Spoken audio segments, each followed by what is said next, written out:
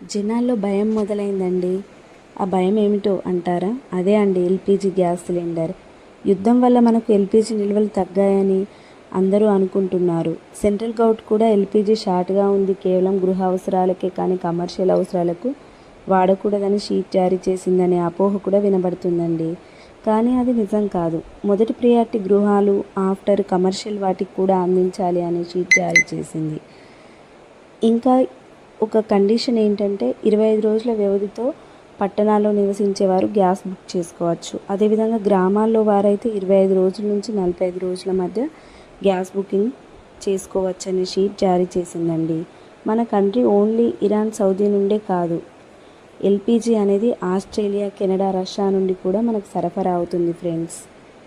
So భయంతో అనవసరంగా ఎక్కువ మొత్తం స్టోర్ చేయాలని, ప్రజెంట్ మన వీక్నెస్ని క్యాష్ చేసుకునే వారికి చెక్ పెడతారని నా మనవి.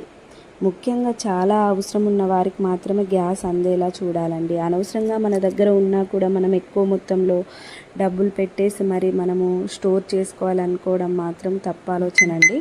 మనకి ఇంకా గ్యాస్ షార్టేజ్ అనేది మన దగ్గర రాలేదండి. సెంట్రల్ వారు మనకు అది ఆల్రెడీ చెప్తూనే ఉన్నారు. దాన్ని అందరూ అర్థం చేసుకుని ఈ పరిస్థితిని అధిగమించగలరని నా మనవి. వీడియో నచ్చితే లైక్ చేయండి, షేర్ చేయండి, సబ్స్క్రైబ్ చేయండి ఫ్రెండ్స్ ప్లీజ్.